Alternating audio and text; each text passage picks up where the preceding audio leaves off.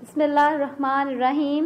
6th class کے لیے یہ اردو کا لیکچر ہے جو اس ویڈیو میں بتایا جائے گا کہ آپ نے کیا پڑھنا ہے۔ السلام علیکم ورحمۃ اللہ وبرکاتہ۔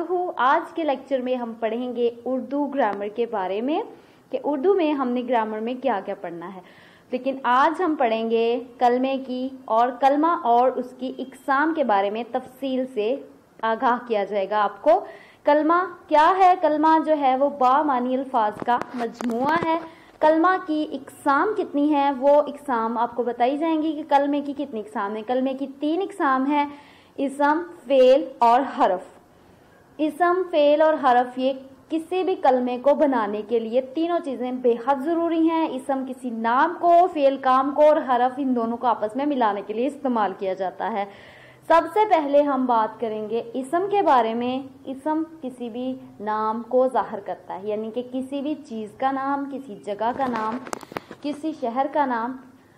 تو اس کی تعریف جو ہے وہ یہ ہے کہ اسم باقاعدہ طور پہ کسی شخص، جگہ یا چیز کے نام کو اسم کہتے ہیں، یعنی کہ کوئی بھی شخص ہے اس کا نام، جگہ کا نام یا کسی چیز کا نام جو ہے وہ کیا کہلاتا ہے، وہ اس کا اسم کہلاتا ہے۔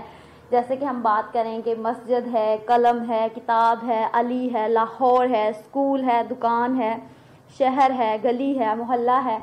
کوئی سی بھی چیز جس کا بھی نام ہے وہ ہمیں اسم کی نشاندہی کرے گی۔ کتاب میز پر رکھی ہے، یہ اس کی مثال ہے۔ اس میں ہم اگر ڈھونڈیں کہ کون سی ہمارے پاس دونوں چیزیں ہیں نام کے حوالے سے، اسم کے حوالے سے، تو وہ کتاب اور میز یہ دونوں ہمارے اسم ہی کہلائیں گے۔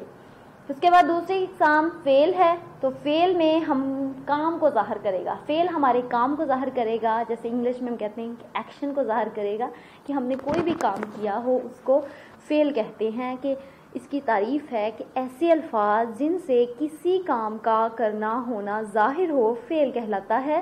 تو فعل کے الفاظ جو ہیں وہ ہمارے کاموں کو ظاہر کرتے ہیں کہ ہم کیا کام کر رہے ہیں، جیسے کھانا کھانا ہے، سچ بولنا ہے، مسجد جانا، اسکول جانا، کھیلنا، دوڑنا، رونا، ہنسنا، آنا جانا وغیرہ، یہ سارے ہمارے فعل ہیں۔ یعنی کہ ہم جو کام کرتے ہیں یا روزمرہ میں، یا ہم نے کوئی کام ایسا جو ہم نے کیا ہو، جیسے ہمایوں وقت پر اسکول جاتا ہے، اس سے ظاہر ہوتا ہے کہ ہم اس میں ہمارا کوئی نہ کوئی فعل ہو رہا ہے۔ ہمایوں کیا کام کر رہا ہے کہ وہ اسکول جاتا ہے، تو جاتا ہے کیا ہے؟ فعل۔ تو ہمارا فعل کیا ہوگا؟ جاتا ہے، یعنی کہ جانا ایک کام ہے جسے ہم فعل کہیں گے۔ اس کے بعد ہے مسلمان ہمیشہ سچ بولتا ہے۔ مسلمان ہمیشہ سچ بولتا ہے۔ مسلمان کام کر رہا ہے، کیا کام کر رہا ہے کہ وہ سچ بولتا ہے۔ سچ بولنا جو ہے ایک اچھی عادت ہے، ہمیں سچ بولنا چاہیے۔ تو یہ سچ بولنا ہمارا فعل ہے، تو ہمیں ہر حال میں سچ بولنا چاہیے، کیونکہ ہمارے پیغمبر صلی اللہ علیہ وآلہ وسلم صادق کہلائے، کیونکہ انہوں نے ساری زندگی سچ بولا۔ تیسرا ہمارے پاس جو ہے کلمے کی اقسام وہ حرف ہیں۔ حرف جو ہے وہ علیحدہ ایک ایسا لفظ ہوتا ہے جس کا ایسا کلمہ ہوتا ہے جو کہ کوئی معنی نہیں رکھتا، ٹھیک ہے نا، لیکن اسم اور فعل دونوں کے لیے بہت زیادہ ضروری ہے جس کا کوئی معنی نہ ہو، اور وہ اسم جو فعل کو آپس میں ملا کے جملہ مکمل کر دے۔ لیکن اگر اس کے لیے ہمارے پاس کوئی حرف نہیں ہے تو ہمارا جملہ نامکمل ادھورا ہو جائے گا۔ تو اس کے لیے ہمارے پاس کوئی بھی کلم ہم نے مکمل کرنا ہے کلمہ، تو اس کے لیے ہمارے پاس حرف ہونے ضروری ہیں۔ کا، کی، کو، یہ سارے ہمارے حرف ہیں۔ وہ گھر سے مسجد کی طرف کیا، اب یہ مسجد کی طرف جانا ہے، وہ کیا ہے؟ سے اور کی، یہ دونوں ہمارے حرف ہیں۔